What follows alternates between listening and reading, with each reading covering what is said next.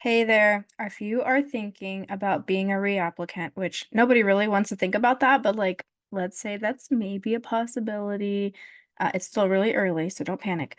But let's just say you're thinking about it. So, if you're thinking of being a reapplicant, there are some things that you need to consider. First of all, yes, you do need to rewrite your personal statement. I know that's terrible because you worked so hard on it last year, but one of two things, the personal statement might have been the reason why it didn't work out. So you probably want to rewrite it. I recommend getting professional help. It doesn't need to be me. Just have somebody who has looked at a lot of personal statements help you. That's the number one thing I see with reapplicants is when I read their writing from their application. Honestly, it's just not where it needs to be. They're great people, they're great applicants, but the writing is not there. So that's my first thing. Be open-minded about rewriting everything. Second of all, two other major things usually are the issues. People oftentimes say that it's because they applied late, and I'll say, "Oh, when did you apply?" And they'll say, "Oh, I applied in July." And I'm like, "Nah, that's not really late. If you applied in July, you're fine. That's not the reason you didn't get into med school, I promise you. If you applied in October or November, very good possibility that had something to do with it. Um, Lastly, another thing I see really common with reapplicants is that the school list just doesn't really make sense. And I suspect people made their school list based on MSAR, meaning they plugged their numbers in and then they just picked out some random schools that met their metrics somehow, some way.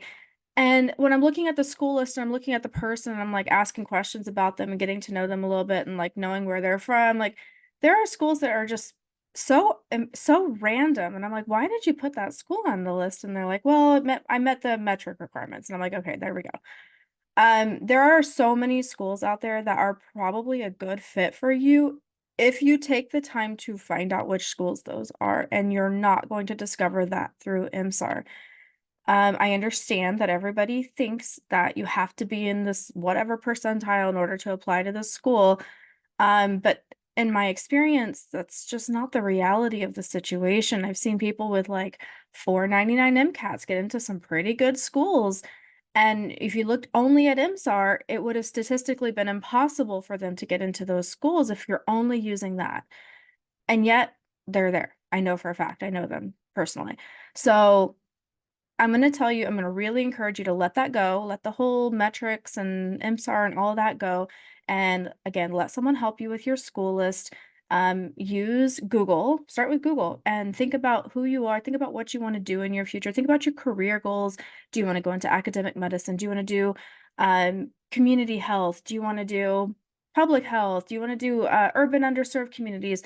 Whatever your thing is, try to find schools that have something there that can support your career goal. And then when you write the application, you want to make sure that you're finding that intersection between who you are and who they are, and making sure you're really making that clear in the writing that you understand why you want to go there. So you're going to be more successful the more clear it is as to why you want to go to that school, and not just like, oh, I love the school. You're going to help me become the physician I always dreamed of becoming. Nonsense.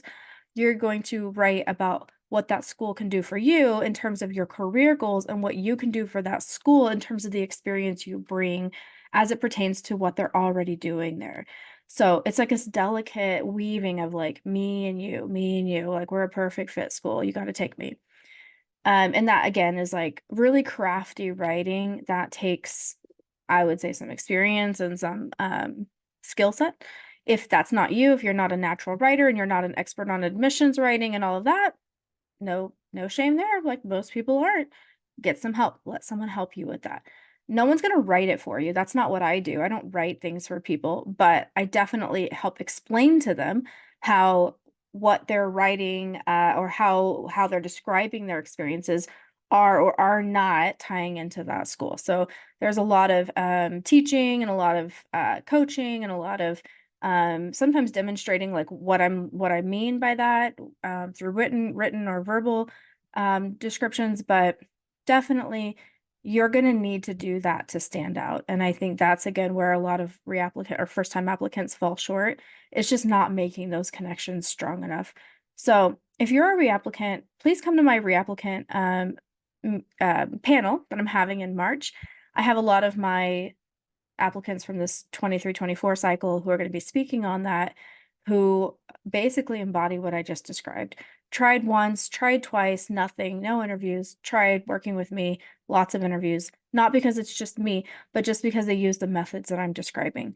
And they'll give you some personal tips from their own experience about how that worked out for them.